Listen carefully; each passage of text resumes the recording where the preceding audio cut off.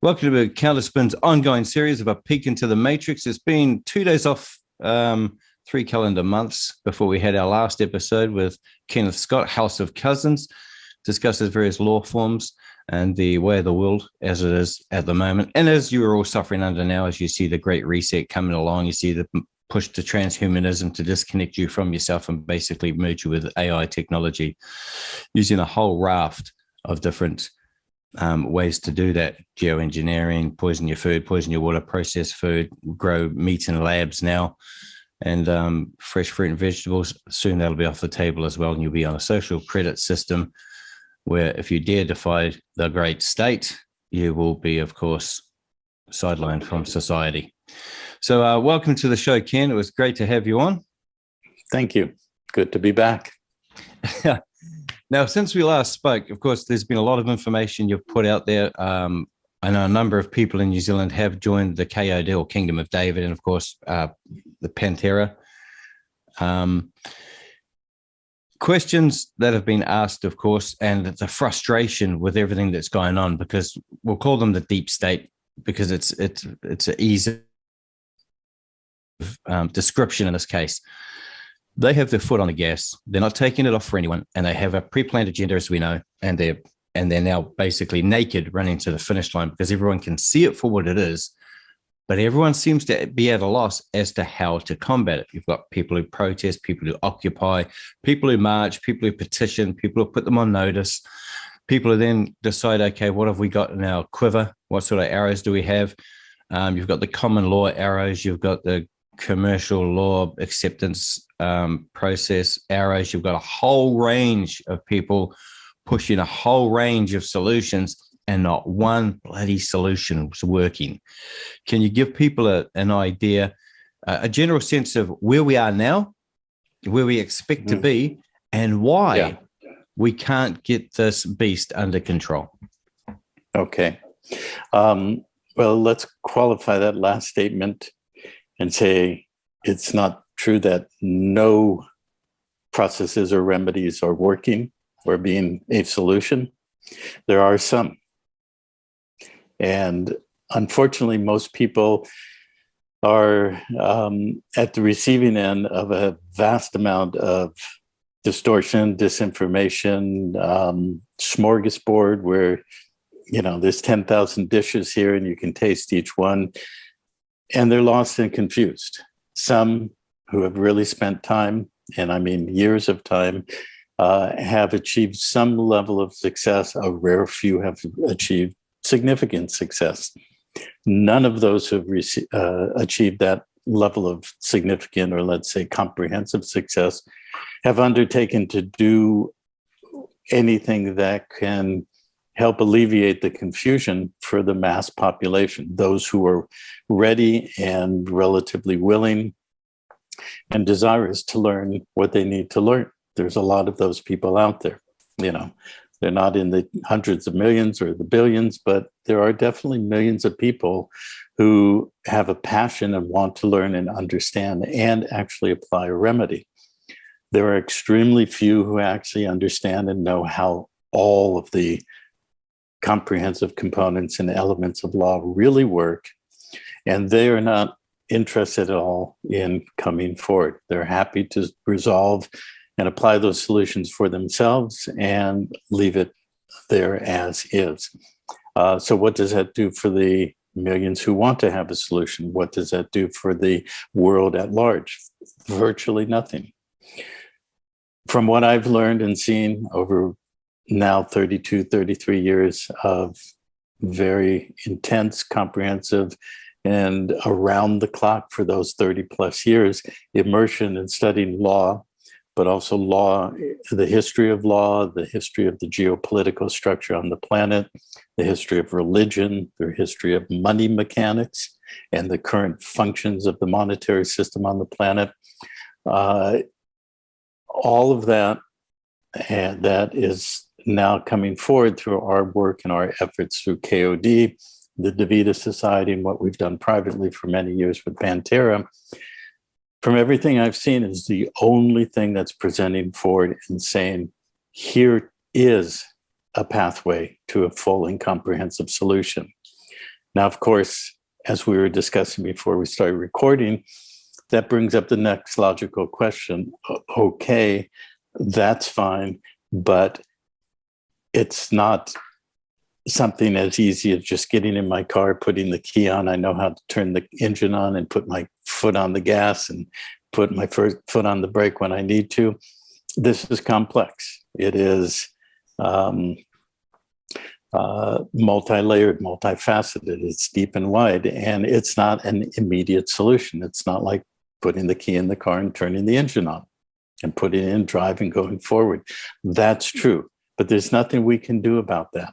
I mean, we are in a world system that has been developed over literally many thousands of years, 5,000 to 10,000 years.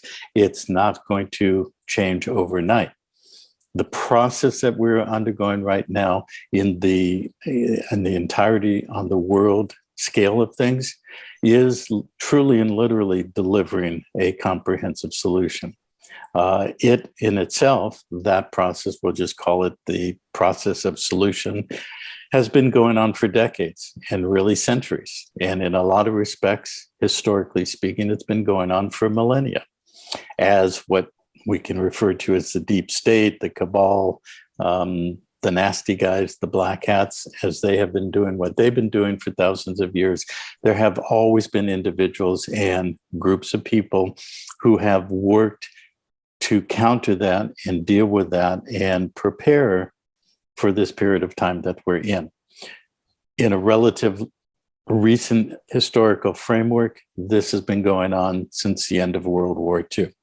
World War II, in many, many respects, established the current geopolitical structure that's on the planet.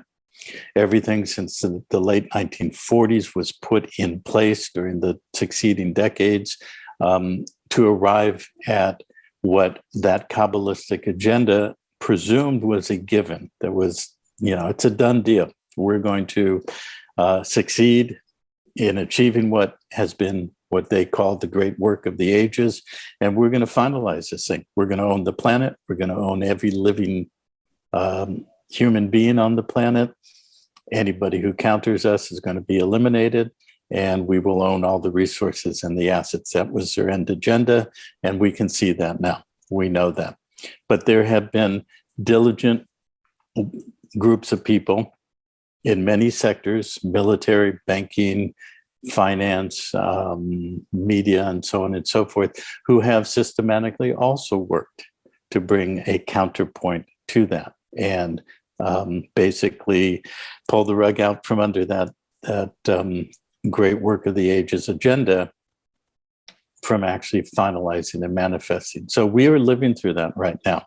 It is clear, and this does not, and of course, Kelvyn, that I don't come from a dogmatic or fundamental religious point of view, but we can still call this the end times. But is it the end of the world? Is it the end of waiting for some sort of deliverance or salvation or whatever? Or is it the end of a vastly pre-programmed script that was intended to be that final closure of the agenda, but in fact is simply the end of a reality construct that now is the beginning of returning to a world that really works for all, works for life, returns this world and this planet to balance.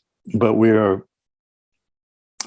dealing with having to balance out not only 10,000 years, but hundreds of thousands and, from my point of view, millions of years of dysfunction and imbalance that has to be resolved.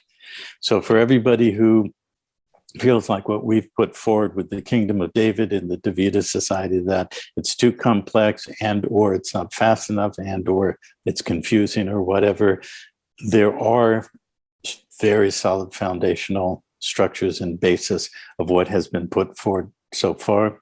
There's a vast amount of things that has not been able to be opened up and revealed up till now, but will soon be forthcoming. And there is a very strong foundation, which we'll get into in this discussion, of what everybody would like to see. And we'll address the questions people have that have been sent to Kelvyn, and work to provide you a framework for kind of getting off of that edge of confusion or anxiety or, desperation or whatever people are experiencing. Yeah. So we've got law forms, as you know. You're pretty steeped in that. So you've got commercial law, you've got common law, you've got the law of equity, you've got contract, you've got all different types of law form. Everyone that I know seems to have taken one facet of that, focused their energy on that, and just gone in on that vector. They haven't got a full rounded knowledge base of it. They think if they just send a notice, it's somehow going to make the other say, "Oh, sorry, our bad. We'll return you back your freedoms and rights, and we'll all go and be on our merry way." And those wanting quick fixes, because they're always talking about learning anything to counter the current state narrative is long and arduous, and they don't realize it took centuries to get here. So I think you're not going to get the 5-minute fix. What is it, or what can you say to people who basically throw their hands up in the air and say, look, we know what we've got is really bad, but they think it's like a prisoner who's been incarcerated for 30 years. You put him straight out after being told what to do, when to do it, what to think, when to shower, shave it, and eat. You put him out and he's not equipped to deal with the outside world. So then he does all he can to go back under the umbrella of what he actually knows, even though he hates it, like Stockholm Syndrome, starts identifying with his captor. What do you say to those people who want the 5-minute fix, but aren't willing to realize, as you said, millennia, centuries, decades in the making, to get us to the point where we are nothing but cattle to these people and commodities? Well, specifically addressing those who want a 5-minute fix, you've come to the wrong place. It's not going to happen here. Okay. If you want a 5-minute fix, then go back to Netflix, watch the movies, watch everything that you watch on YouTube and so forth, and sit in your living room or your bedroom or on the couch and watch everything, and just know that you have not engaged yourself to take the first step and the many steps thereafter to start correcting things for yourself and for your community, for your nation, and for the world. Somebody or everybody who has engaged the process that I described earlier, and the few who have gone far enough to start integrating real remedies and real solutions, all started with the first step.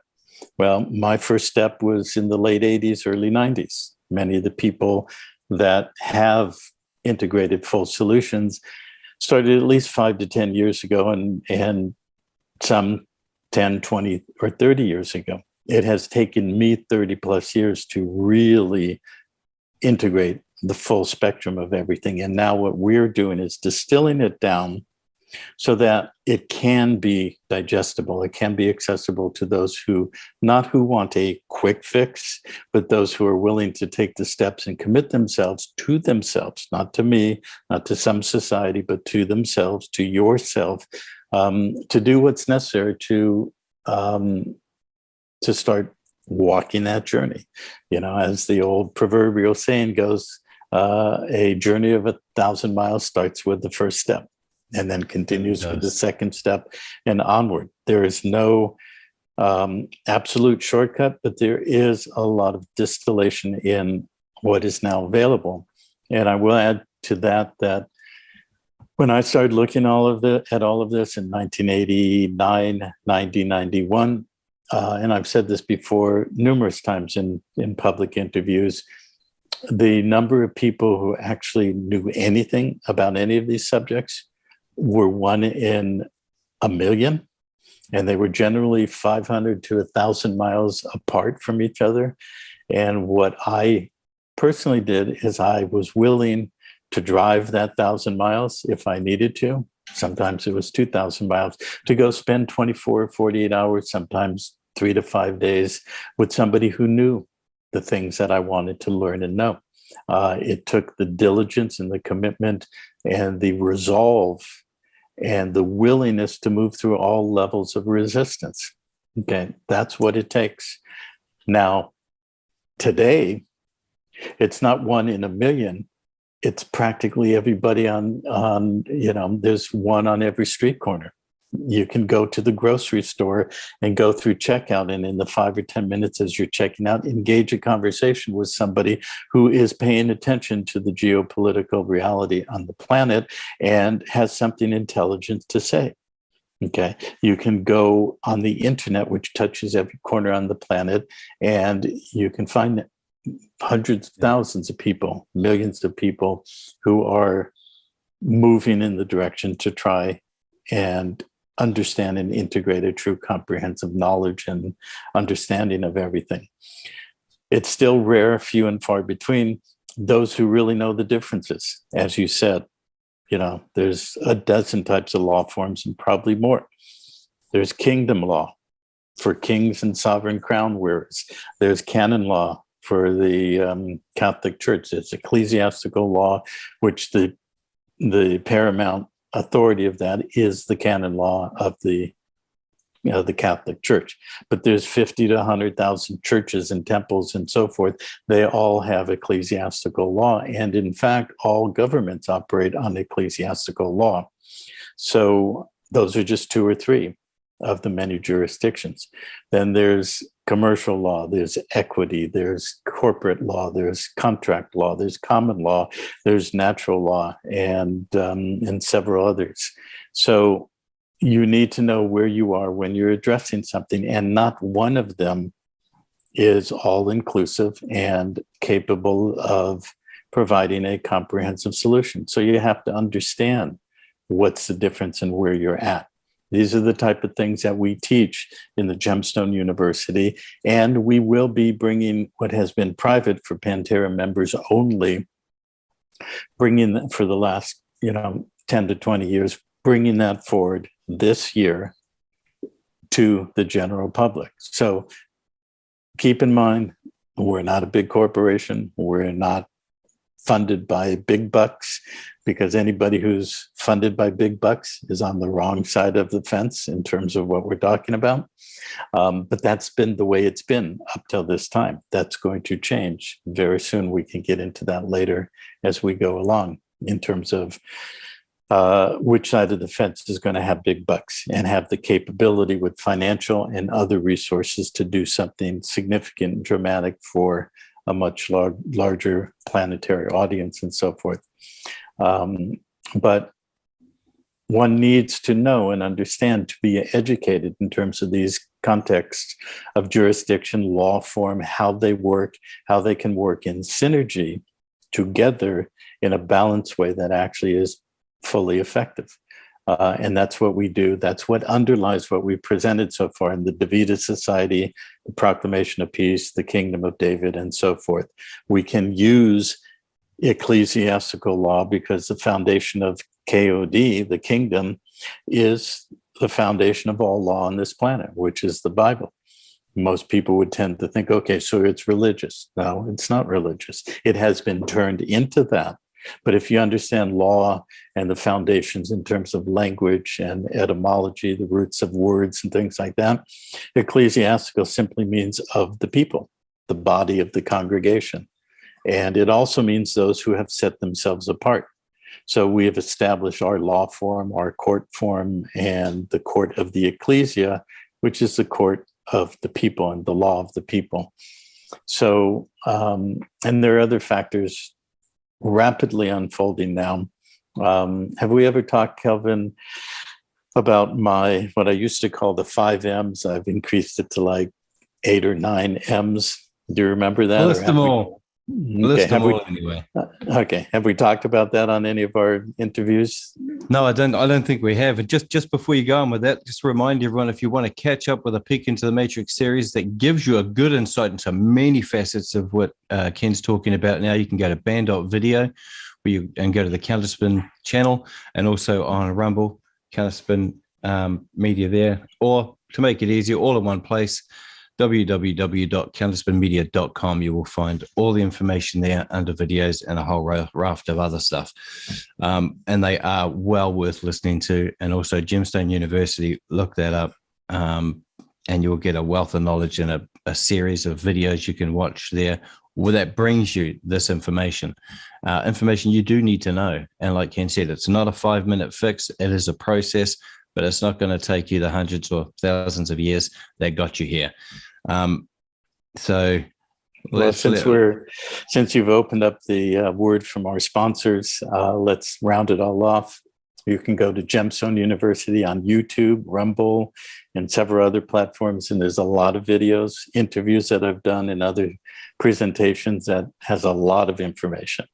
Okay, you can go through all those videos and that content, and you will have more knowledge and understanding of the world you live in than almost everybody you know. There's gemstoneuniversity.org that has some materials on it. And there's proclamationofpeace.org, which is the foundation, the starting point that many of you have looked at for the Kingdom of David and the Davida Society. We now have davidaresources.org, which is progressively being built with FAQs and more study points and resources and videos and so forth to continue that education. And we just opened up kingdomcourt.org, where we're going to start building more detail, more functionality in the court system and the law form and things like that. So there's a plethora of resources, all for free, that you can access. Yeah, I think you got kodfreedom.com for the New Zealanders over here. Right. Well, kodfreedom. Yeah, and there's, I think it's kodfreedom.org that has a little sort of multi-layered card system that has some very key points that you can read through in 10 minutes and send to people as a starting point. And that leads to the other websites. Yeah. So what I was referring to is this thing that I came up with over time during my journey, the 5 M's originally, which are the 5 primary methodologies or sectors of control on this planet. They all start with M. That's why they're called the 5M. Military, monetary, media, management, and monastery. Military is obvious, it's enforcement. Monetary is obvious, it's the underlying system of bondage to the legal and law form structures that both energetically, technically, and legally bond us to the intended system of perpetual debt enslavement. Media, we know what that is. We see it happening all day long, every day, especially the last 5 years. It's the mass mind control system. Management, that's politicians. It's the political structure. It's the management to manage the population and keep them entrained and controlled via the media, the monetary, and enforced when necessary by the military. And the final is monastery, which is the religion, which we all know how that works, or at least we understand that to some degree. I've added to that mind control, which is an adjunct to the media. What am I referring to there? The schooling system, the indoctrinational system of mind control. Then our new current favorite is medical, obviously. Through the whole process of the scientific materialism that has reductionistically reduced us to simply fluids and molecules and atoms and chemicals that can be entrained and controlled via medical applications. I don't think I need to explain how that's playing out right now. So that's 7. I know I had 2 more, but I can't think of them right away. But the point of this, the reason I bring this up, is the first 2, military and monetary. So you were also talking about, before we started recording, that there's a lot of people out there who are saying, trust the plan. The plan is coming to fruition.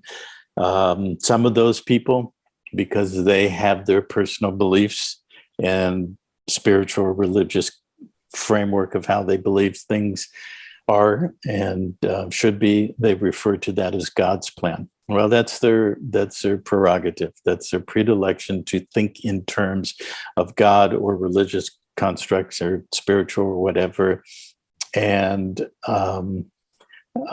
that's fine. That is their choice. Remember, what we're moving back to is the ultimate expression of sovereign free will, which is freedom of speech, freedom of belief systems, religion, freedom of movement, all those things. We've heard the term heretic, especially historically, that there was the Spanish Inquisition and people were called heretics because they were not following the party platform or the church platform. Well, the word heretic comes from a Greek word that basically means choice.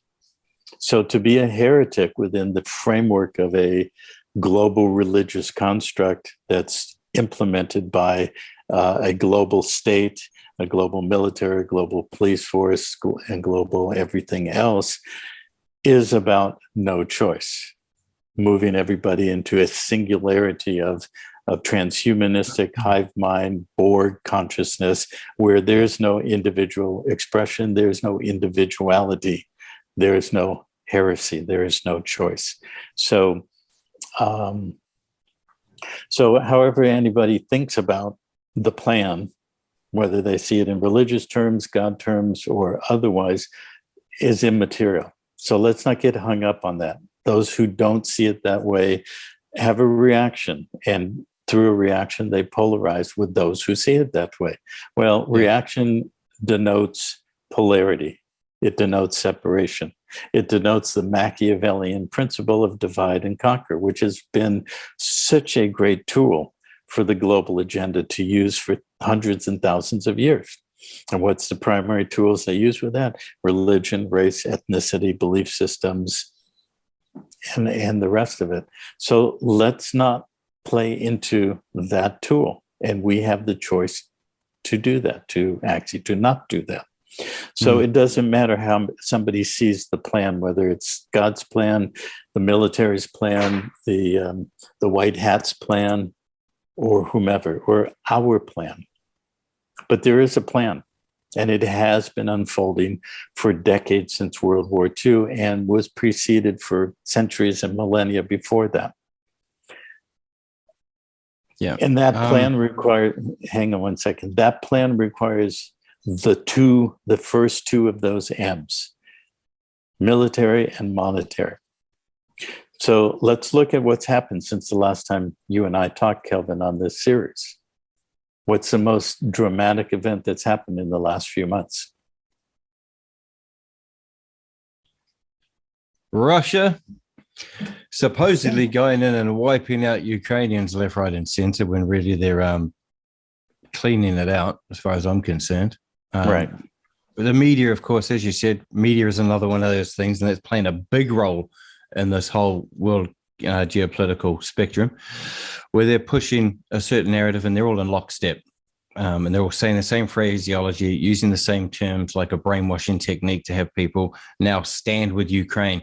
I'm sick of standing with everything. I never get to sit down if I was to stand with everything these people are telling us to stand with. Still, it's like stand with LGBTQ, and now that's like an alphabet now. Stand with Ukraine, stand with this, that one. It seems everyone they want you to stand to are the ones that are actually the problem, and that they're trying to cover and protect, as we can see with the Ukraine. And it's the lotto mentality employed by the media, by the government, and as you say, by the monetary system, where they're always bringing out something that's going to make your life easier, more happy, more fruitful, but down the line. So in other words, it doesn't matter what you're suffering now. It doesn't matter the fact that your businesses are shot, your family are checking out early and committing suicide. You're in desperate, dire straits because something good's just down the road. Now, if I'm a bit of a strategist myself, Now, if I was going to subjugate mankind, I would sell them a story. While I'm manipulating the bonds of their enslavement, while I'm forging them, I will be setting them in motion to accept that enslavement and be happy about it, because somewhere down the line, whether it's, as you say, by some mythical creature, by some belief system, by some law person who's going to come and save the day, that they will get relief. The problem is that never comes. And sending a notice saying cease and desist, we know that doesn't work. It never has. But yet people still believe it does. And they're still making a lot of money off people by selling them this idea that it will.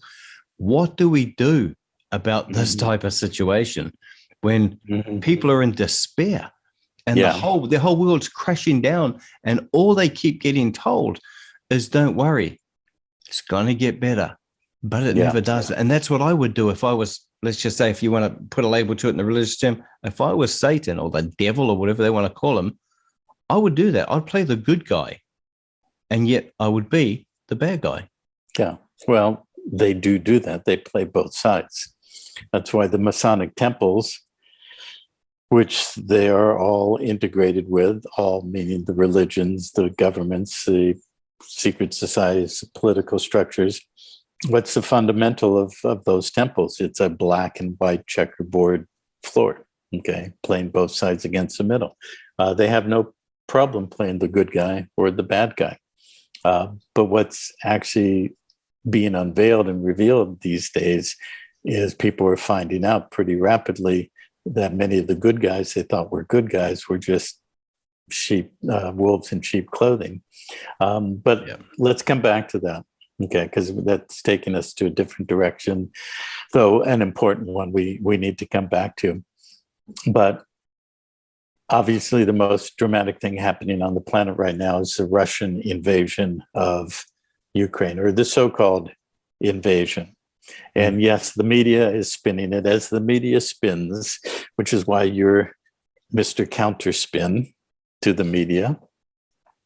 And they're spinning it, obviously, to those who are susceptible to that spin. Well, the more they have lied over and over in the last several years, the more that susceptibility has diminished quite dramatically. And that increase of the number of people you can talk to at the grocery store, cash register line, or wherever has increased exponentially. Regardless of what the media said, we have, I'm confident to say, reach a level of saturation in terms of the shift of awareness, or at least the glimmer of beginning to see and understand the absolute corruption, the absolute lies, the absolute manipulation of the media and the political players and all the rest of it. But let's come back to where I was going. Started with the 5 M's, now 7 M's, somewhere there's a couple more. But the two primary ones that are absolutely necessary to control the entire world is the monetary, through the legal, energetic, monetary bondage that many people now are aware of, and the military to enforce it. Without the military to enforce it, it would not work. Of course, even without the military, if you look at the history of the last 70 to 80 years, most people, if you took a time machine, went back 10, 20, 30 years around the world, and especially in the United States, would say that the United States military was the good guy. They were out there cleaning up all the problems. They were bringing democracy. UN peacekeepers as another military force were doing good things. But now it's becoming very self-evident how truly the opposite that has been. But people need to understand that the plan that's countering the original agenda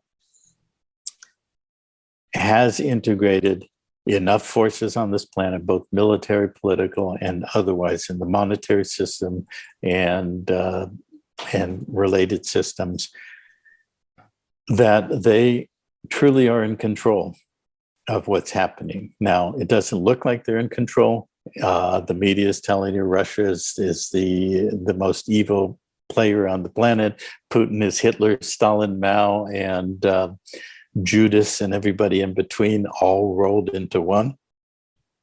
Yeah. But the fact is, you have to understand history. You have to understand what that land there in Ukraine is. You have to understand that greater area that extends over to the east to what's now called Kazakhstan, which recently had its own little revolution, and other things going on in that part of the world, but specifically within that political containment called Ukraine. That's a traditional land of a group of people called the Khazars, or the Khazarian Empire, that goes back 1800 years. And for those not aware of that, just look it up. It's spelled Khazar. You can look up the word, do a search, Khazar, and also Khazarian Mafia. You're going to find a lot of material that wasn't there available 20 years ago. It's now very much available to understand who is behind all of this, both the Khazarian people and the Zionist movement and so forth. And this can be taken back thousands of years. It originated in Egypt and moved through Samaria and Babylon and on through up to Rome. It's the same players. It's the same whatever we want to call it, demonic forces, satanic consciousness, or whatever. There may not be some guy with a big red tail and horns called Satan, but there certainly is something on this planet called Satanism. The belief in sort of the negative, dark side of reality that up until recently was used by these groups and people and societies to access a level of seemingly unlimited power to do the kind of things, both in terms of brute force through military, but also through mind control, through the media and everything else that goes into that phrase, mind control, to control and entrain the consciousness and the reality perception of most of the human population. So, in fact, we've been trained since we were born. This is true in the United States. I've been around here in the United States for 68 years now. I'm sure it's true in New Zealand and Australia and everywhere else. We've been programmed and trained to think in terms of vertical relationships, that the United States is a vertical, Russia's a vertical, China's a vertical, and that it's all or nothing. And the United States is good and Russia is bad. In the 50s, as I was in my early years in grammar school, we were trained to think of Russia as the absolute evil empire. And this was carried on all the way through the 80s, and Ronald Reagan calling Soviet Union the evil empire. But there was just the Machiavellian, or the black and white checkerboard underneath the and the floor of the Masonic Temples, playing the black against the white. That's just a classic programming that's been used for thousands of years. There's the divide and conquer to create division with people against each other, but there's also the macro scale of creating, we're the good guys, they're the bad guys. It's always been vertical pillars or verticals. But the reality is that it's not vertical, it's horizontal. So there's call them the black hats, bad guys, whatever, the true black hats, not the checkerboard pseudo black hats played against each other on the silver screen, but the true ones who are part of this end game agenda that we know is unfolding and pretty much trying to complete itself right now. And it's a horizontal. It's spread throughout every country, every political structure, every institution, every corporation, every agency, whether it's the FBI, the CIA, the Secret Service, the MI5 and MI6 in UK, and so forth, and Russia and China and Iran and Iraq and everywhere else, and New Zealand and Australia. And that's becoming very much exposed now. We can see it. Those with eyes to see can see it. We can see who Jacinda is, and Scott Morrison, and Boris Johnson, and Joe Biden, or whoever's playing that role. It's very evident, and it's been exposed by everything that's happened. So within the military context and within the monetary context, what I want everybody to understand is the events that have been happening since late February.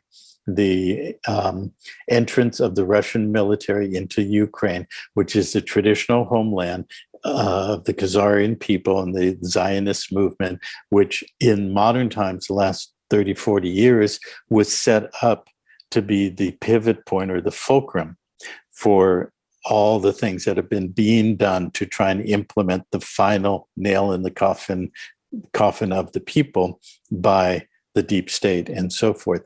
But that's all being exposed now massively in terms of the Biden family and everybody else within Ukraine, most especially the bioweapons, the biolabs, what the connection between the Ukrainian labs and all the other ones around the world, and the false lead story of the Wuhan lab that was the source of this, pseudo virus and everything else that's been done with the the mandates, lockdowns, and everything. It's now not only being exposed, but it's being seriously eradicated. This is a active military mobilization of a consortium of on a horizontal rather than a vertical, globally speaking, of what's now taking place to really start cleaning it up. There will soon follow the monetary aspect of it that's been prepared for literally years and decades. And when the deep state no longer has control of the unlimited spigot that they've been controlling since the Federal Reserve System was put in place, and especially after the corporate bankruptcy initiated in 1933, the Bretton Woods Agreement in the 1940s, the severing of the gold, fixed gold standard in 1971 by Nixon, which pretty much opened up the petrodollar and the control of the world system of energy and the monetary component of that. All of that is about to be turned off. When that's turned off in terms of the control by the deep state, when that happens, it will complement or synergistically move in synchronicity or synchronization with the military action that's already underway. And I can guarantee you that the Russian movement that was started 6 weeks ago would not have happened if everything was not ready to activate that. The minute they don't have the monetary control, and most of it has been taken away from them. The drug trade has been seriously cut off at the knees. The human trafficking, even though it's being exposed by the open border, southern border of the United States, and all the movement of people, that's just a fraction of what it used to be. That has been cut off. Many other aspects of their illicit control of the money system has been cut off. When the final step is taken, they have nothing. They have no control over anything, the military or the monetary. What will then follow is the collapse of their control of the media, the collapse of their control of the management, being the political, and really the monastery or the religious aspect of it. So even though people are suffering, even though it looks desperate, confusing, and all the rest of it, please understand that this is 10,000 years of an agenda that is being taken down, and it's literally already done. There's going to be a lot of action, a lot of activity over the next year or two to complete it, but the essential work has been done. So a lot of people will because, and it segues nicely back into the KOD, Pantera Gemstone University, with the way everything structures, a full understanding of law forms and how these people have manipulated over time and created the scenario we have now. But if they're truly this evil we'll call them evil for a better word. They just leech off a different vibrational energy than we do. That word does apply. Yeah, they leech off a different vibrational energy than we do, and like we would like something sweet. Say someone gets a milkshake and it tastes good. These people have the same view when it comes to hate, animosity, sadness, and all that. They seem to leech off that. That's like their food, isn't it? So, but if they are truly that evil, why would they listen to us if we send them a notice or we? They don't. Yep. Okay. Well, now, is it a karmic and energetic thing? That's where I was going with that. Is it an energetic karmic thing? Do they still have rules in which they have to apply or that are bound by? Yes, they do. And my, let's call it career history of the last 32 years or so immersed in the law process.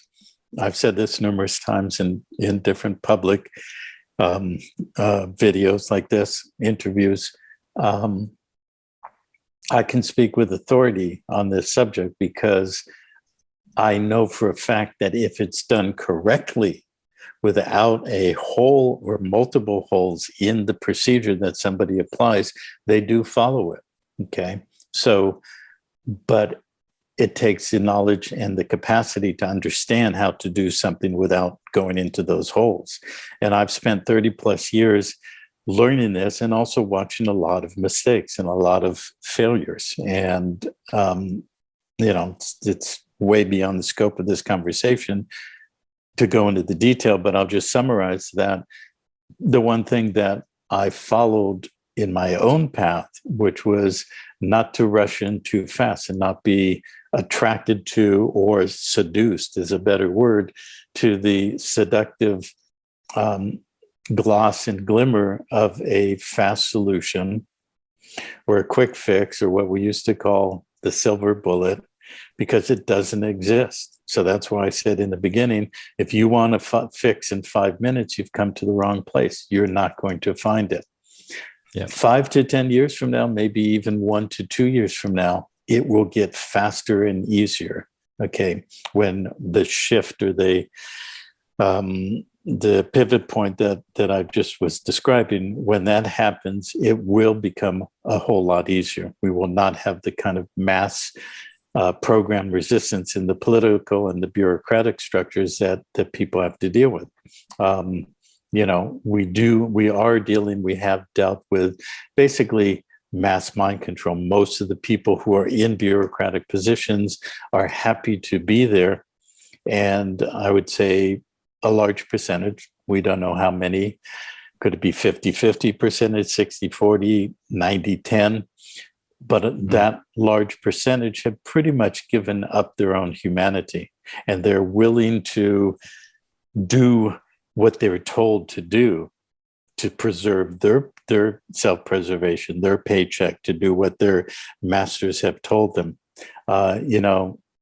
About 3 nights ago, I watched a little clip of a woman named Rita.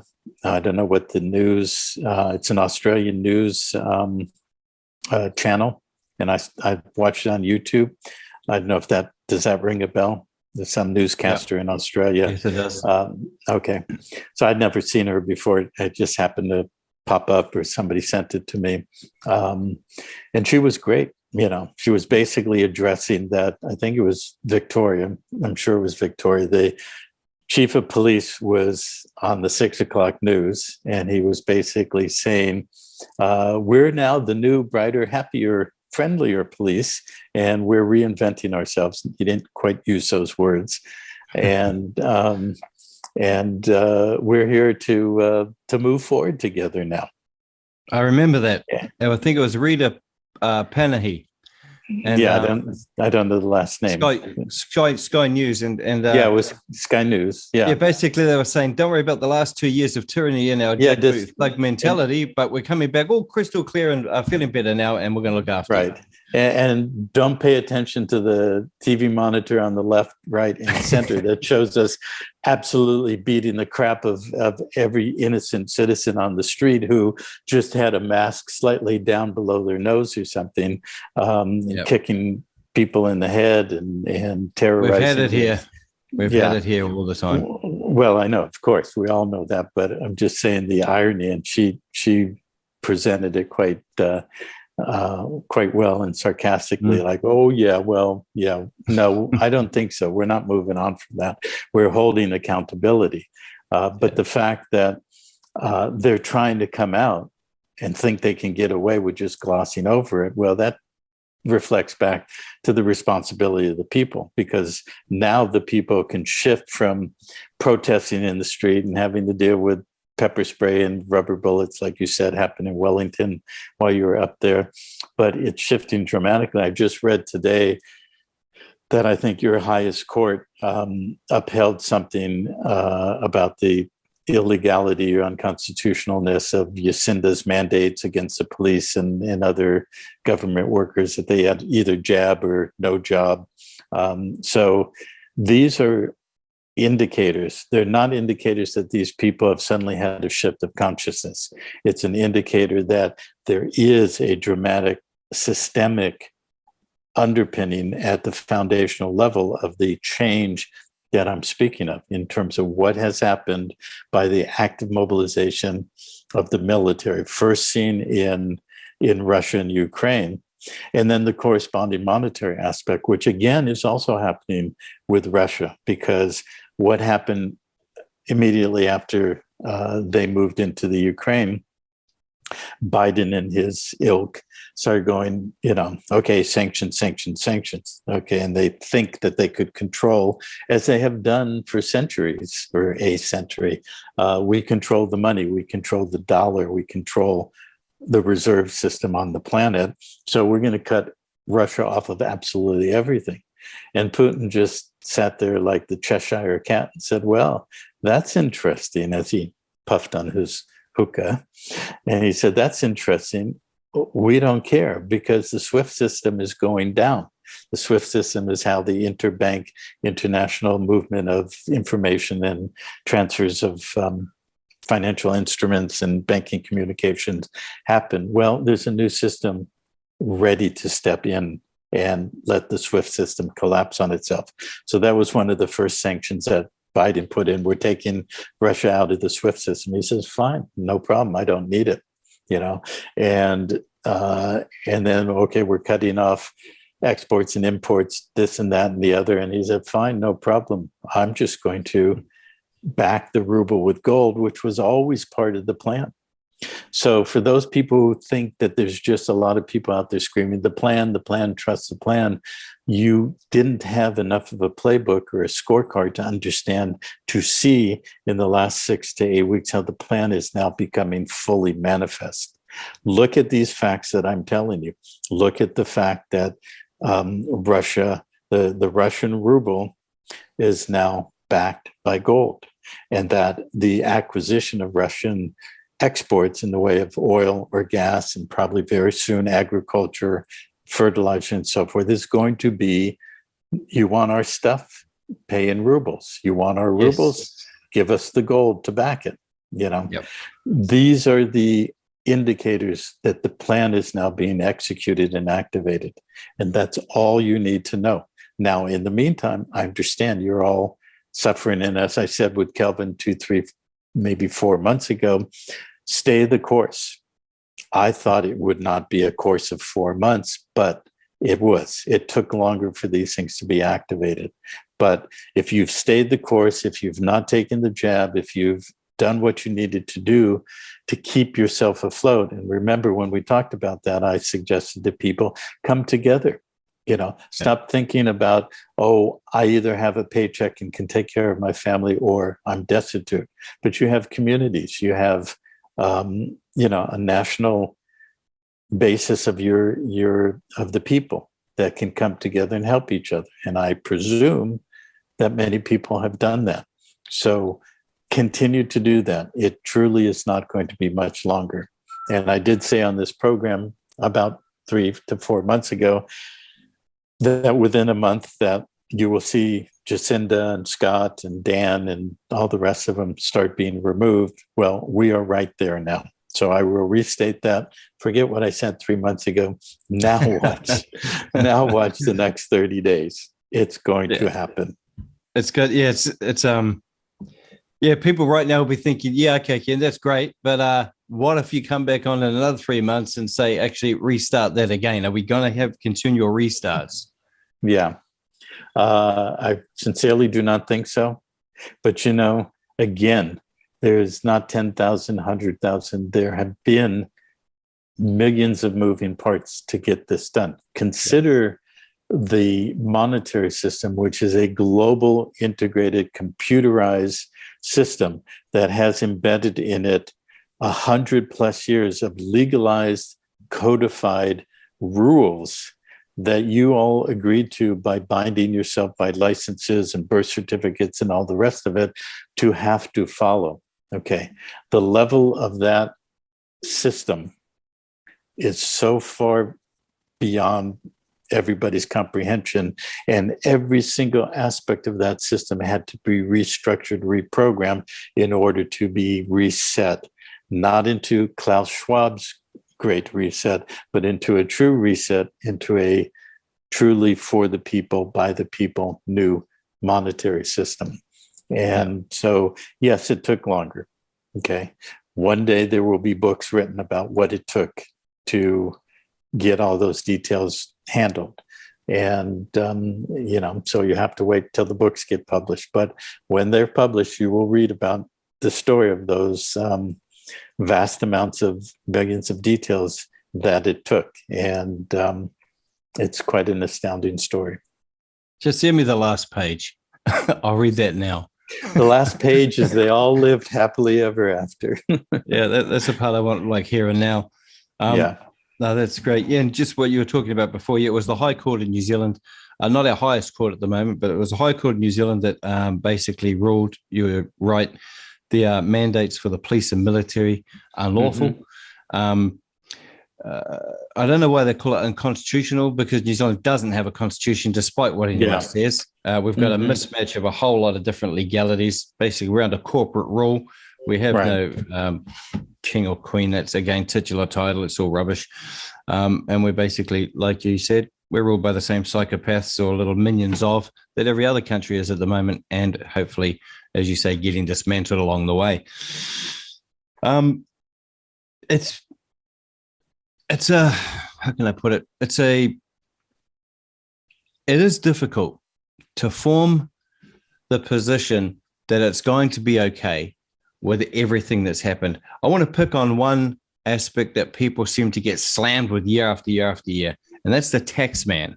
How do we deal with the tax man in the meantime before he's neutered by this people's great reset? Mm-hmm.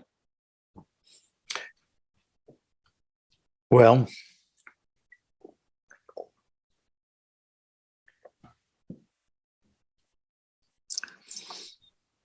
at this stage of the game, the very late stage of everything that I've been talking about, really, I have to say that that's a moot point.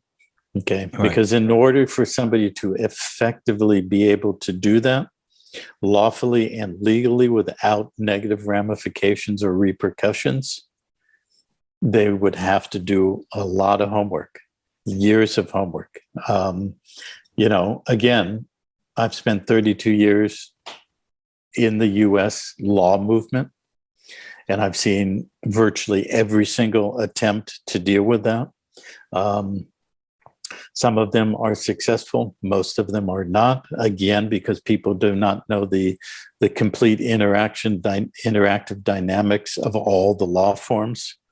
And so they come up with solutions, and people who get a handle on one of those apparent solutions, I won't call them solutions, but apparent solutions, because as you have said, and we've said before in other conversations, that people are really enamored with common law now, and they're doing, or commerce, and they're doing things like accepted for value and notices of liability, or trying to go into the courts with common law standing or other things like that. And by itself, common law cannot be used. By itself, equity cannot be used. By itself, commerce cannot be used. Commerce itself is a feedback loop that always will enable the state to win. And when I say the state, I'm talking about the courts, the taxman, the the banks, the billing systems of all the utilities we use, and everything.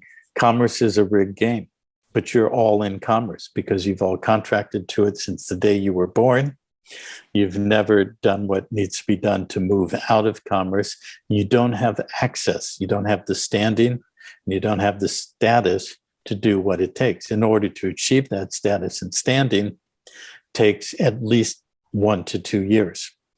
So today it's a moot point. And why is it a moot point today? Because you don't need to do that 1 or 2 years to deal with the taxman. Things are going to change with the shift of the monetary system. It has to do with what's lawful money versus the legal commercial paper that circulates in the image or the similitude of money, but is not money. And even that statement is confusing for most people. But that's the way it is. The way the Federal Reserve note was generated or created, how the Federal Reserve System became the global monetary system, because it is the global monetary system up until today, and how the use of that commercial paper to buy and sell, to buy your groceries and pay your bills and all the rest of it, is hardwired with the requirement that you have to pay a tax. The tax is not really income tax, it's a use tax. It's your fee for using their private monetary script. And that private monetary script is part of the military system, because we have been under foreign military occupation for the entirety of our lives. Okay, but that's going to change with everything I described earlier. And so how will that look 6 months from now in terms of all the debt that people are under and all the liabilities such as tax and licensing and so forth? I don't have the answer right now, but I do know it's going to start being removed. And so even though there's going to be, let's call it a moment in time very soon when everything is going to shift completely, it's going to open up. It's going to be disclosed. A lot of details going to come out, and the media no longer is going to be the lapdog and the bullhorn for the bad guys. Okay, and they're going to be removed. But that's only the beginning. The education that we're going to bring forward into the public through Gemstone University and the DaVita Society, becoming a member of DaVita Society and under the sanctuary of the Kingdom of David and all the rest of that, we still need to educate ourselves, because without education, you cannot implement responsibility.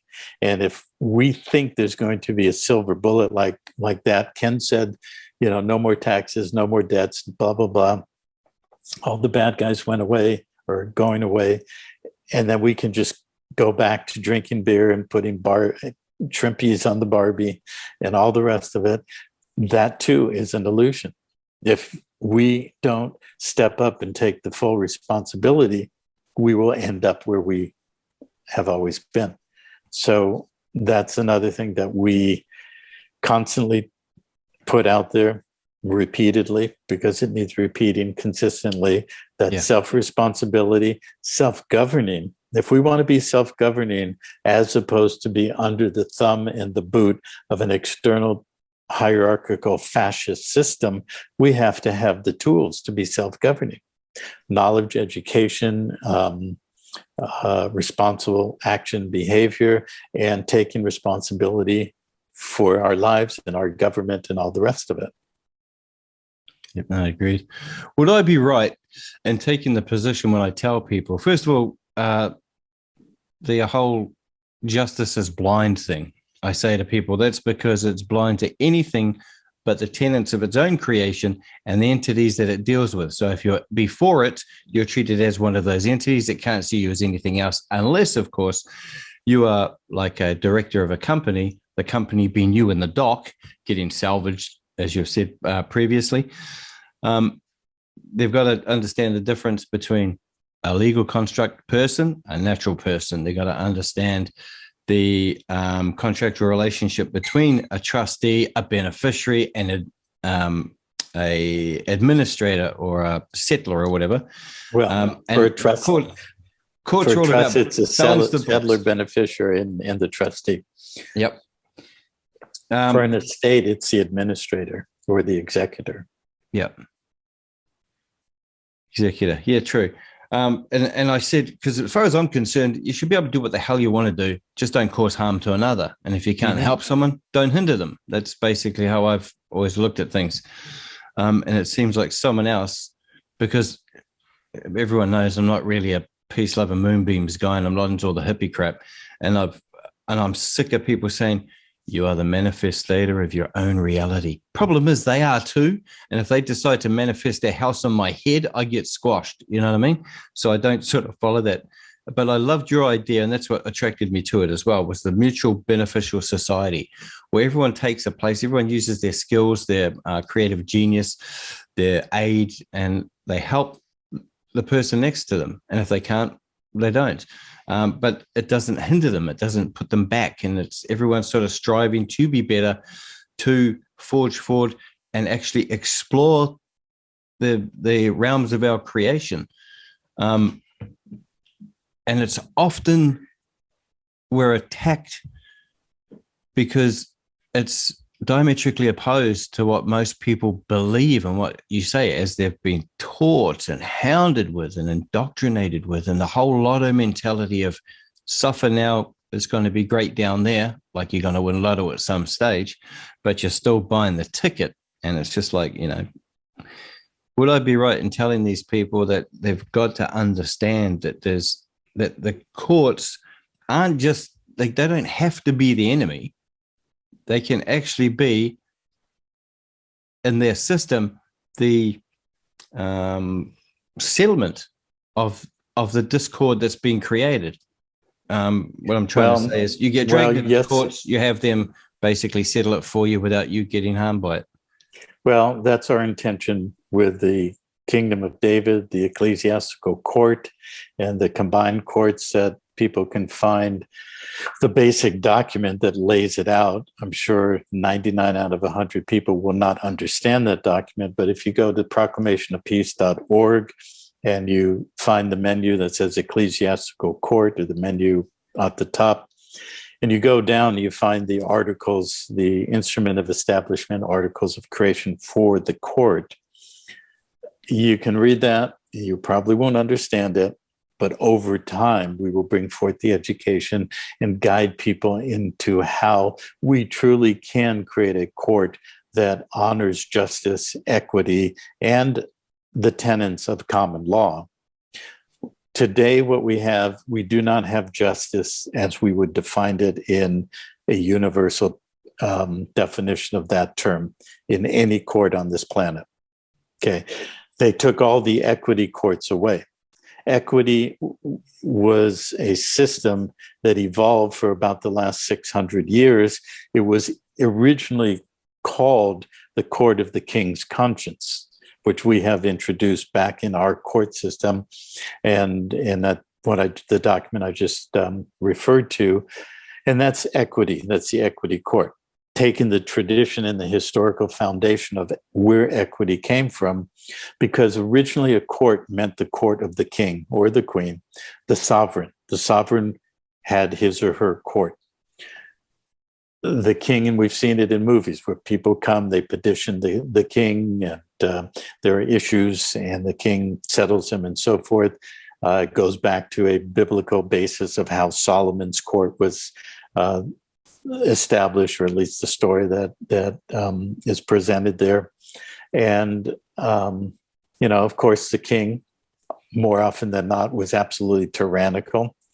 So then the people had some status and standing to counter that at a particular time, came forward, cornered the king, forced him to sign something that is now known as the Magna Carta, started laying tenets of what we now call English common law.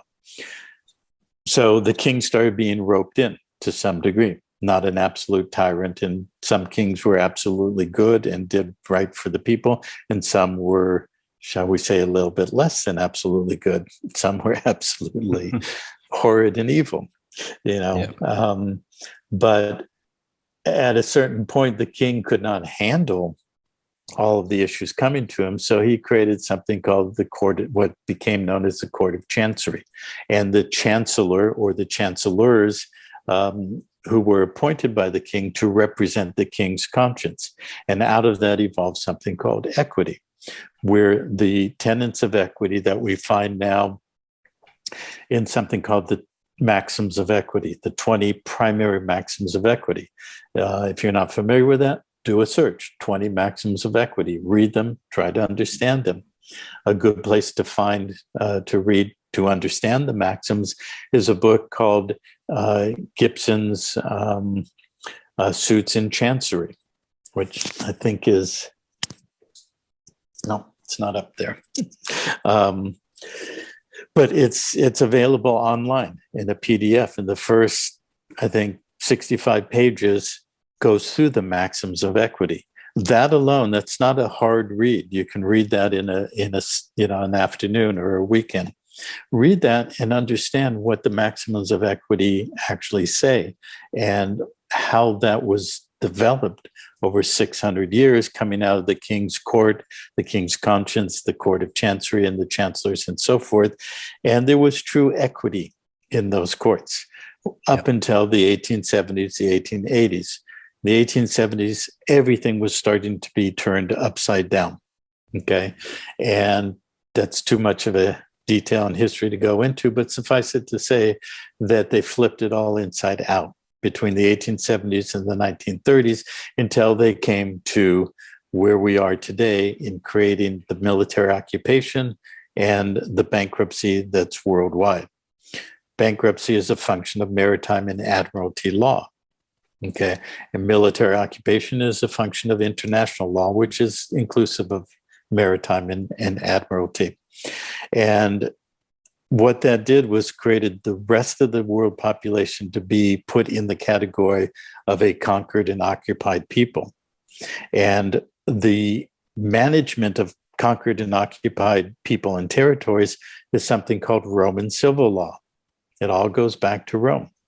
And all of Europe has been under Roman civil law for 2,000 years. Europe has never been not a conquered people and territory. Latin America has always been, from Tijuana to Tierra del Fuego, the Spanish Empire, because Spain in the 1500s was an extension of Rome, the Holy Roman Empire, and what preceded it as the Roman Empire. And so all of Latin America was put into Roman civil law, which is the law of management of conquered territories and people. The Commonwealth and the English common law was converted or overlaid with the same thing through the mechanisms of bankruptcy and the rest of it. So from the 1870s onward, equity was removed, true equity, which gets to your original point, which is, do we have justice? Well, in civil procedure courts that are administering a bankruptcy for the benefit of the creditor, then what is called equity and justice is nothing more than what suits the state for its benefit. Okay, so there's a phrase that in the US system, judges will use often, in the interest of justice. Well, the interest of justice refers to their modified form of equity. And in their system, equity is you're in debt to the state. You have to pay us a use tax, a license tax, and all the rest of it to use our private system. And therefore, in the interest of justice, I will find what is best for the state, even though it will be glossed over and look like you have judicial process and legal remedy and so forth. It doesn't exist. But everything I said earlier in terms of the preeminence now of the good guys taking control of the monetary and the military system and what will follow with the other M's is turning off that spigot It's closing that bankruptcy. The global bankruptcy is over. Okay. It's done. It will become known what that means over the next 6 to 24 months. Okay. I don't think it's going to be known overnight, although there's going to be things in the public media that are going to start laying foundation for people to understand what that means. Most people on this planet don't know that they're in a corporation. They think they're in a sovereign nation state or a country. They've been in one corporation. That corporation's been in bankruptcy for 80 years. And all the rules that apply to bankruptcy, along with military occupation, have controlled everybody's lives on the planet, including taxation, debt, all the rest of it. And that's over now. Okay. So the plan to make that be over is the plan that people say trust. And whether it's trust that God has a plan, well, I don't have that personal perspective. The plan has been developed by very diligent, responsible, hardworking, and sacrificing men and women over decades to put in place to achieve the result that we're now living in, that would become known very soon. You know, as you're saying that, I'm looking back at the list. Your military, media, management, monastery, and of course your other two, mind control, medical, and two others that you couldn't quite remember. And you are dead right, because it's resonating with me in as much as, especially the monetary, it goes back, even written in people's Bible, called the money masters or the money changers, the people who got people into virtual debt. And everyone knows if you control the debt, you control everything. So I'm sort of thinking to myself, and it sort of ties in back to what happened in January 1649 in the UK. And people can go now and watch a British history online. It's there. Where an act prohibiting the proclaiming any person to be king of England or Ireland or the dominions thereof. There's a citation, the ordinances and interregnum, or what the hell it's called. Interregnum. That's the one. That's it. Page 1263 to 1264. Now that's where King Charles's forces fought the parliamentary forces. King Charles' forces lost. He was tried for treason and he had his head cut off. Some scholars say, but that there didn't get royal assent. I think they sort of missed the point. When you cut a king's head off, his reign's over and everything comes to a stop. So he can't really object anymore. Exactly. And he can't exactly sign it off and say, yeah, that's fine. So what happened soon after that? I think it went through a particular state, but then 5 years later, they bought a couple of figureheads from the Netherlands, and I can't remember the names of them at the moment. And then from then on, every monarch from that point on was controlled. Hence, that's why you have titular title only, and the Queen has no executive powers exercisable outside of England anywhere. It's all run by the money masters, who, of course, control. Well, let me fill in a few key points there. So the people that they brought in from the Netherlands, excuse me, was actually a dude named William of Orange. And that was in 1689, after Charles II was defeated. But who is William of Orange, or what is the House of Orange? And where did that come from? And what's the relationship to the Netherlands? And isn't it interesting that it's called the Netherlands? Okay, which basically is another way of saying the underworld, which also takes us back to justice is blind. Where does that come from? Why is justice blind? Why does justice hold scales and supposedly balancing the scales? And I discuss this in detail for people, if they would like to read it, to go to the gemstoneuniversity.org and look for a green banner that at the top says the world system, or overview of the world system of bondage and separation from life, and read that document. It's 153 pages and it takes some in-depth reading. But in it, among other things, I talk about the scales of justice and where it goes back esoterically. It goes back to the esoteric systems of Egypt and the pantheon of gods, and who Osiris was. And Osiris was the god of the netherworld, or the Netherlands, or the underworld. And he held a scale, and upon that scale, the dead would be weighed, their heart would be weighed against a feather.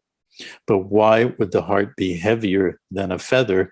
Because one was burdened with the bondage of obligation created during one's lifetime, which equates to what we call today monetary debt.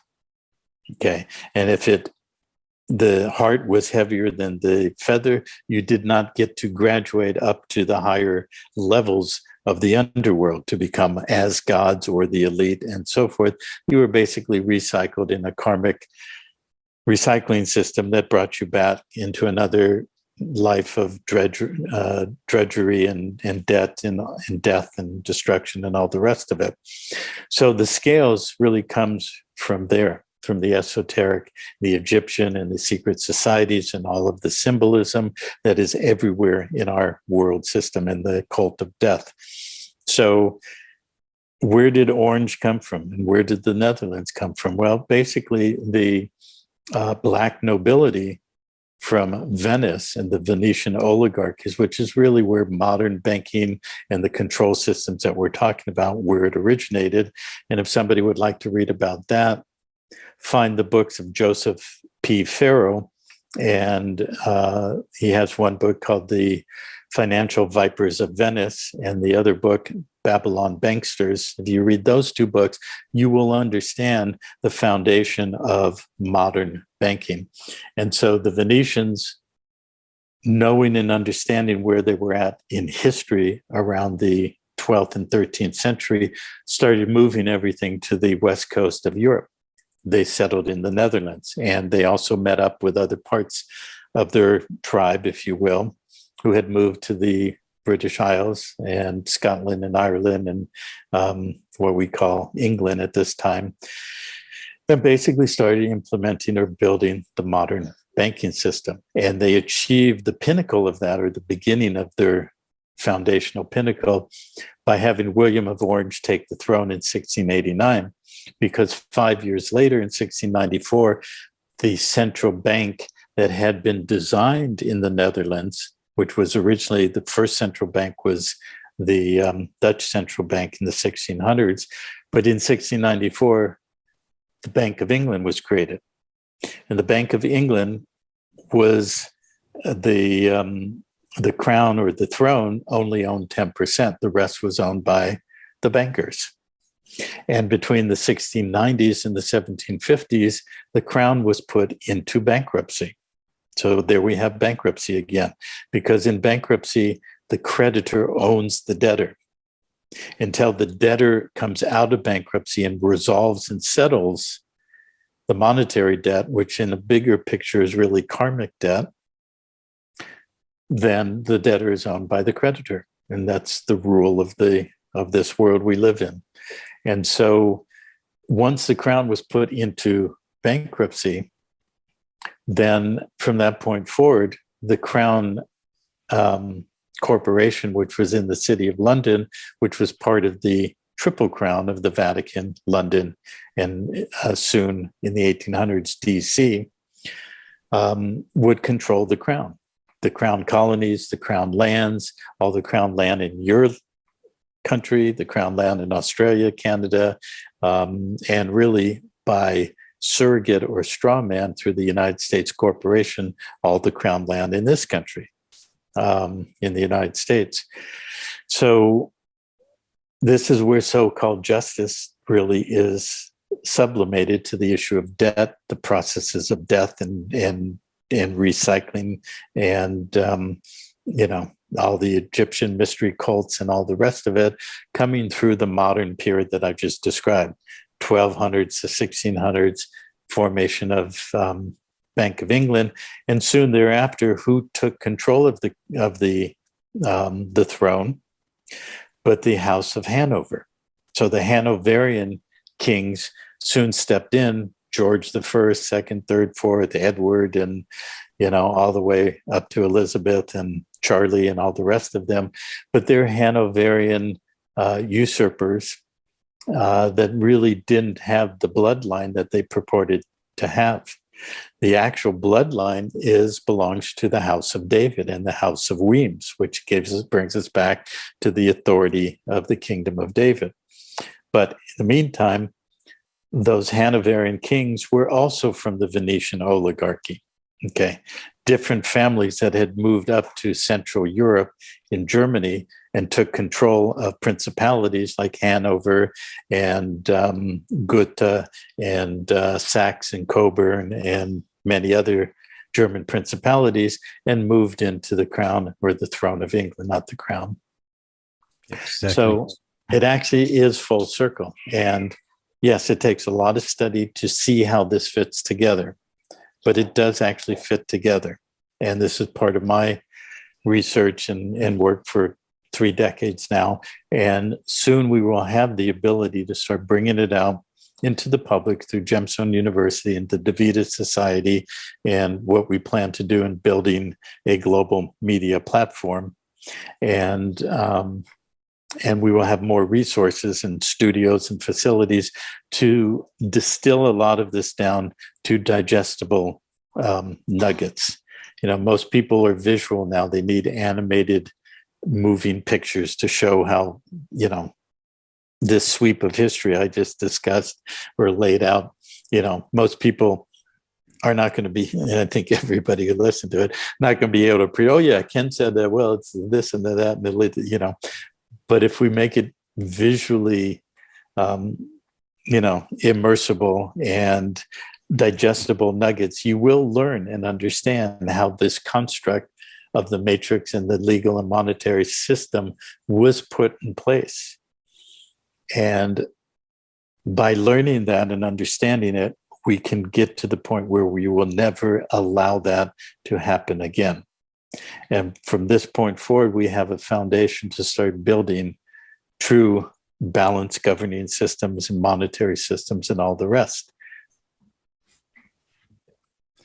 That's perfect.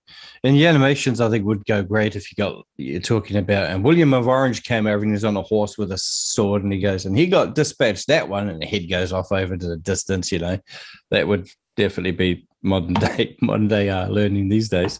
Yeah. But he'd have to, of course, be transgender. He'd have to have a set of boobs as well on his horse just to be, and not to offend anyone. They'd be orange boobs too. They'd have to be, yeah. And give us orange juice. Orange boobs bad. Yeah, well, that's just thought I'd throw that in there for comedy reasons, but we can edit that out. No, I don't think that's so. Actually, that's great. Is there anything else you think is pivotal to for people to understand or to come to terms with that all is not lost? Because believe me, there is a lot of depression out there. There is a lot of, we can sit here and we can bring information, we can present it on a platter even, but they have to have the appetite for it. They are beat at the moment. They are downtrodden. They've had their guts kicked in. Everything looks like it's bad. Believe me, people are losing their homes. There are facets or gems of goodness out there where people are now withdrawing from the mainframe, let's say, and they're creating self-sustaining communities where people with skills, people who look after animals and all that sort of stuff, raise the chickens, and others do the permaculture and agriculture, and people come in and start building the houses because they're carpenters and all that. So there are groups now starting to do this. We've been pushing for a long time on the show to tell people you must go back to the land. Mankind and land have a symbiotic, inextricable link. Everything else is just paper trying to come between your feet and the earth. And so that's happening. In some places, they get kicked off. In other places, they don't. Again, it's this mad balance of which is going to work and which is not, or are they both really not going to work ultimately? And that's just to give people the sense, like your casinos of 86% stays at their house, 14 paid out to people to make it feel like this, you're going to win. The Justice Department, how they let some people off, but not others, even though it's the same bloody thing, to give the illusion that there's justice in the system. Is this just another one? Going back, creating your communities. If it's their will to shut you down because they have the military, what's stopping them, Ken? Yeah. Well, that's a good question. And I don't want to just rely on platitudes and say, don't worry, trust the plan. But I don't know that I can give very much truly substantive, real substance that people can take away, whomever is watching this, to build upon, other than to look at what you're saying, that there are groups of people. Well, I'll come back to that point, but digressing, let's take, for example, a guy who's been a smoker his whole life and he can't break the habit, but finally he decides to lock himself in a room without ventilation with dozens of cartons of cigarettes, enough matches or lighters to light every one that he wants, and he can smoke and smoke and smoke one after the other and smoke 2 or 5 at the same time, or just have 25 ashtrays burning with 10 cigarettes each until he's just absolutely saturated with it. Well, consider the state of consciousness that most people have reached at this point is akin to the smoker who's in his room, who has been addicted to something his whole life, and finally takes the extreme level of just inundating himself with it to the absolute extreme, to the point that he absolutely rejects it. And he can walk out of the room, burn his clothes, burn all the rest of the cigarettes, take lots of showers, clean it out, and do what he has to do to cleanse the residue that's in his body and his lungs for the last 50 years that he's been smoking, or whatever it is, including this last hurrah, and to do something different. Well, basically, most of humanity has been addicted to the matrix. And you were saying earlier how things are said to be easier and easier, but in a lot of ways, it's a carrot on a stick, or, pie in the sky that never comes. But on the other hand, if you look at how the matrix has been constructed, for those who will absolutely abide by the rules and do what they're told, who are definitely the opposite of being heretical, they're not going to have any choice. And as Klaus likes to say, you own nothing, but you will be happy. Well, you'll be happy, but you'll be mindless. You'll be absorbed into a bored consciousness. But at some superficial level, you will have what you need. Okay, that's an addiction. And if you look at technology, it's moved us closer and closer and closer to achieve that everything's easy and simple, that the next step is all I have to do is take the chip in my wrist. But now they've made that even easier. All you have to do is take the jab and your body is the chip. Okay. And then soon your cells will be programmed, and you just walk by a machine. And if you want something, you can take it out and it charges your account just because it can read your genetics and your biology. That's as simple as it gets. Okay. But only for those who absolutely reject any personal freedom or choice. Okay. The opposite of it is those who have that passion to live free, to be free, or just want to live life unencumbered with all of this, who have also been, that's the thing that people don't understand. You too have been addicted very similarly. Let's not separate the jab from the unjab. The unjab maybe have made a conscious choice now not to do that. But other than that, from all of our lives, people have been going along with the program. They've been adhering to the rules of the matrix. They've been paying their taxes and their bills and accepting the media storyline and supporting, going to war and the vertical, Russia's bad, China's bad. Oh no, China's good no, they're bad now. And, all of that. That's an extreme addiction, worse than smoking, worse than heroin. So you have to come off of that addiction. The people who are doing what you described are coming off of the addiction.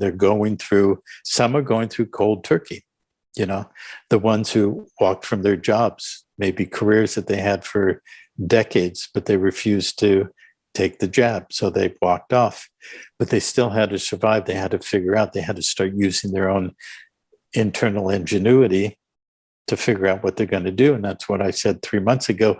Come together in the community, do what you just described, and start supporting each other however you need to. And also, before we started recording, you were mentioning people were saying, yeah, I've tried the acceptance. I did the DAVIDA thing or the proclamation. I did the mandate. I sent it in, but it had no effect. And show us the proof. You mentioned that people were writing to you, say, we need to see the proof. Okay. Yep. Well, first of all, at this time, we cannot be publishing all of the things that we have worked with some of the people, and what's happening with some of those people in New Zealand. We have had success. Okay. Yes. We've had people who own restaurants who were being harassed by WorkSafe New Zealand, which is basically the light and friendly Gestapo who go in and make sure that all of the patrons are masked, everybody has their vax cards and all the rest of it. And a few restaurants or other hospitality businesses refused to do that. Well, some of them became members of DAVIDA, did the steps, and we've worked with them, and we have taken what normally takes several years for somebody to do to change their status and be able to, not be at the effect of all the rules and codes and everything. And we did our best to distill it down and streamline it, skipping over a lot of key steps, but doing what was essentially important. And those businesses are no longer businesses. They're not in commerce. They withdrew. They created a private contract association. They created that under the DAVIDA jurisdiction. And we went many steps further under KOD and the jurisdiction and have pushed back WorkSafe and New Zealand and so forth. And that has pioneered the actual solutions. So when we put out last summer and we opened up the POP site and said, do these steps, do the mandate and the writs and mail them and everything, it was never intended or expected that it would be a universal instant gratification solution for everybody. It couldn't be, because you don't know what you're doing for the most part. Yep. And also you have the habituated, pre-programmed bureaucrats who just think they're petty tyrants. They think they have all power and they can overrun it. And in many cases they did. But what we are doing and have been doing is building a foundation that is progressively growing. We've had significant successes. We have one man in Canada who became a member of DAVIDA, and he had to drive his wife across from Canada over to Michigan, I think to Detroit, because she was a nurse over there and she couldn't drive. So he had to go over there, and he refused to get vaccinated, but they could not refuse to allow him back into Canada, but they could write him tickets. And they gave him over $250,000 of tickets. Well, we're working with him, and we're doing the steps that are required, similarly to what we've done in New Zealand, to basically peacefully and lawfully resolve that without him being destroyed, without them taking everything he owns, and without going into bankruptcy, without polarizing with their actions. There are ways to do that. We have done that. We are building those systems. We have a lot more that's coming forward soon. So for anybody who took the steps over the last 9 months and now feel frustrated, or just think that, it's just another stupid thing that some guy named Ken and his buddy David, they just created this nice looking website and these documents, but they have no force and effect. I would encourage you to just stay the course and, stay tuned. There are emerging and expanded resources that are going to come forward that are going to help everybody deal with all this stuff. And that side by side with the events that I've been talking about that are happening now, there's going to be very dramatic changes, and we will be able to build the kingdom of David, its court system, and most importantly, the law of the people as the preeminent power of the law. Yep. As I've told everyone, because I've done a lot of stuff over the years, and I've battled the state heaps until I realized, it's like banging your head against a brick wall, hoping the thing's going to come down, and you usually end up with a cave, basically a hole in your head. That of all the law forms that I've come across, yours is the only one that seems to be all-encompassing, well-rounded, well-researched, and intricate. All the others have had pitfalls, and it's like, again, the lotto ticket or someone personality is like a Pied Piper leading the rats away until he stops playing. Then, of course, or you stop paying, and then, of course, all support goes out the window. What people have got to understand here is that this is free. You're not having to mortgage your house on another fool's errand. You got people selling you a dream out there, and they're taking big money from you to do it. This is free. So it costs you nothing to look into it. As Ken said before, if you don't want to, go back to Netflix and that. But let's take the time you'd normally watch Netflix. And how about, I don't know, let's have a look at Gemstone University, Proclamation of Peace website, kdfreedom.com, and all the ones Ken listed before. I'll get him to list it again in a moment.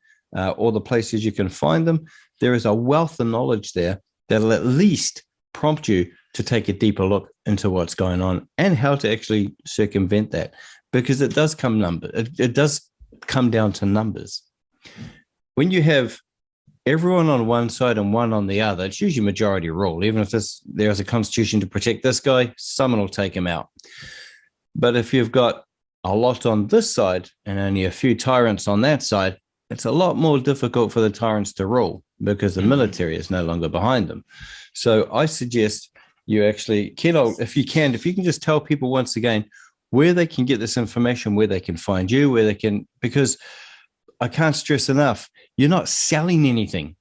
You've done your knowledge is worth a hell of a lot of money to anyone who was propagating for that line, but you're not doing it. You're doing it because you want the world to change. You're not materialistic in that manner.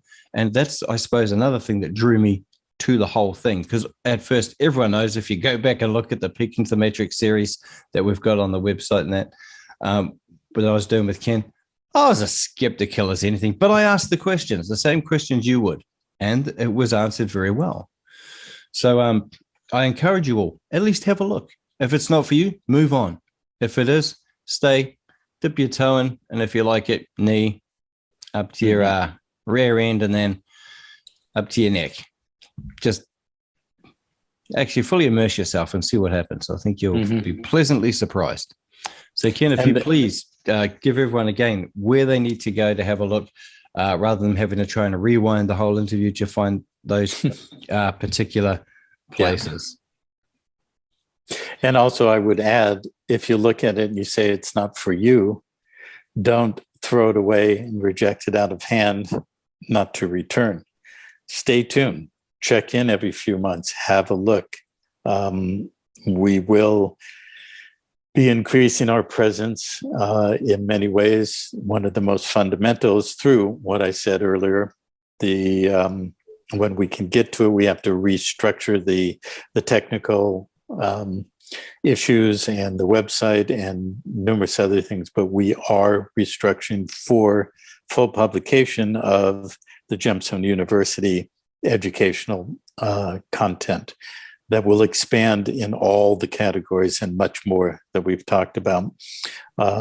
So keep checking in regards to that. Also, our focus is not just the law. We focus a tremendous amount on personal process, what we call inner work, the healing that's required for us to shift our internal landscape. And from our point of view, the inner work manifests or outpictures in the outer work. And notwithstanding Kelvyn's distaste for, oh, you manifest your own reality kind of people. But we do a lot of focus on healing, okay? Both physical healing, there's a lot of people who listen to us are the ones who are fortunate that did not take the jab. But, there's a lot of people out there who took the jab. And there's a lot of things being said about that are pretty frightening in terms of what that's doing to immune systems and what that's doing to basically artificially inserted AIDS syndrome and or other things in the genetics. But so healing is going to be an extremely important thing in days, weeks, months, and years to come.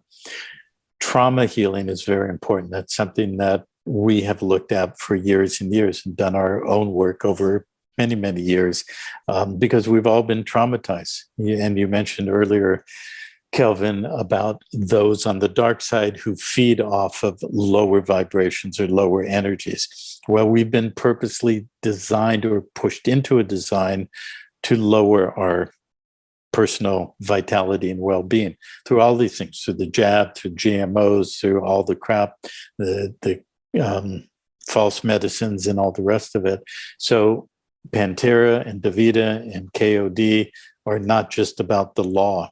We are very much focused on healing and what we're going to have to do to be in physical presence throughout the different places in the world where many people have been jabbed.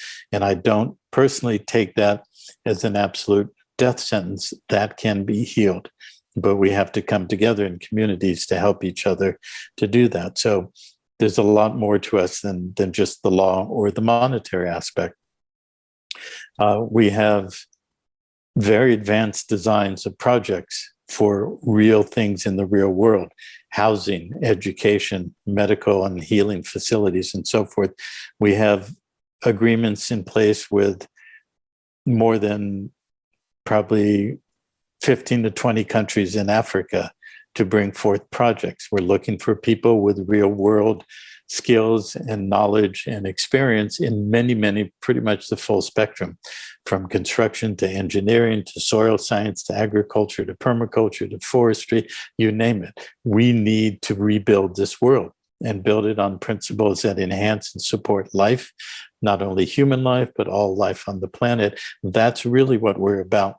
The law and the money stuff is just to get us through the disengagement from the matrix. The happiest thing that will ever happen in my life when I don't have to talk about law and money anymore. I want to go plant gardens and build houses and do all that stuff. I'm very good at talking about law and money and history, but I will be happy the day I don't have to. Okay, so we're not, or let me say in the positive, we are looking for people to step up to be part of what we're doing. In all those respects. And it is coming, and the ability resource-wise to do that is coming. So stay tuned with that if the other things don't attract you right away. So the place to thank you. So the place to find us, as I said earlier, Gemstone University is on Rumble, it's on BitChute, YouTube, probably 3 or 4 other platforms, gemstoneuniversity.org. That document I told you about before, overview of the world system, is on the front page. There's another document called the Master Plan, which is about 5 to 6 years old. So there's a lot of things that are not part of what we're doing anymore in terms of the people or the entities, but the essence of the Master Plan remains the same. So please read that. We are in the process of rewriting and updating that. Probably will be done in about 3 months or so.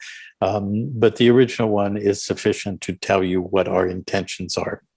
There's also a website called PANTERRAPCA.org. And on that website are the foundational documents that were written and put in place over the last 20 years.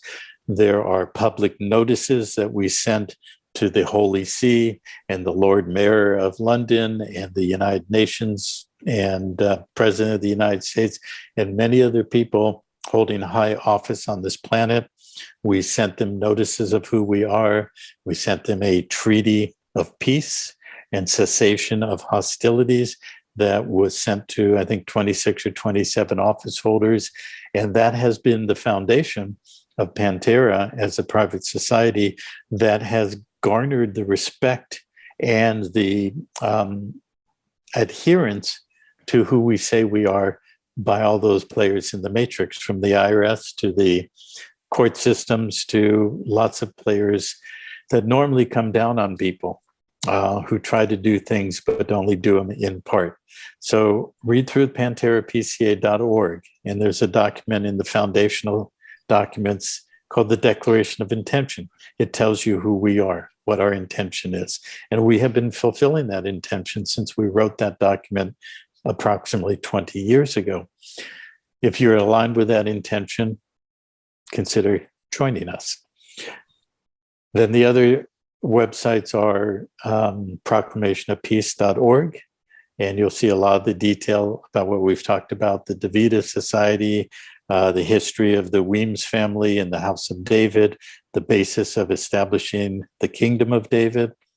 We're preparing to do a mass mailing, just like we did 8-9 years ago with the Pantera Treaty of Peace and notices. King David is going to be sending that to approximately 3,000 to 5,000 offices around the world.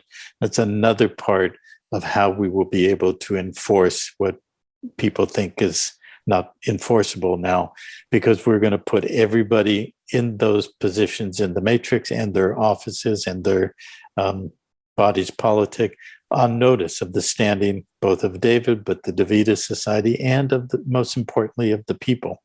Okay, it's time to start thinking that the people actually are the most powerful force on this planet, not governments, not the matrix, not the money system, but we, the people. If you don't know that that's a fact, then you're never going to get there in your own life. If you know that's the fact, it's time to start stepping up to that fact. The Kingdom of David is a jurisdiction and a structure in which we can implement that fact.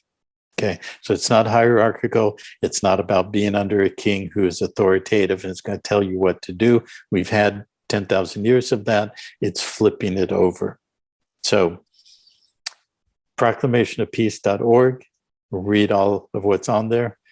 The Davida, DVIDA resources.org. That's an extension and will continue to be built for education. And now we have the court, kingdomcourt.org, in which you can read about as we begin that noticing process.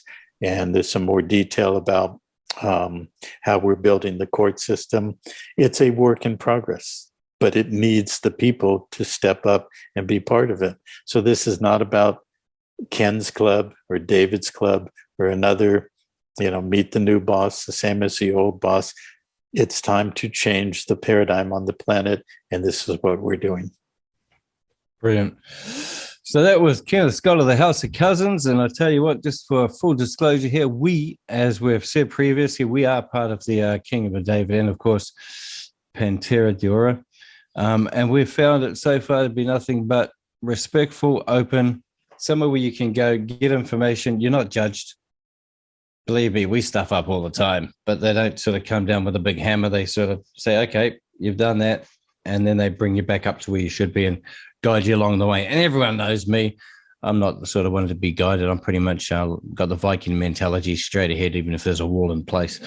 But we're working closely with Ken at the moment for the other side of things to basically pull ourselves out and, of course, recreate ourselves or reimagine ourselves, or whatever we want to call it, remanifest ourselves into the era we need to be in order to make all this other stuff work seamlessly together and let the rot fall away. So thank you very much, Ken, for that. Really appreciate it. And we will be back again, because no doubt we will have a lot more good, interesting information and successes to inform people about.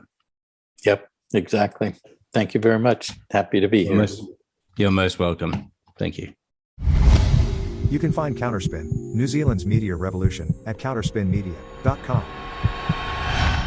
And now, on the InfoWars Network at band.video.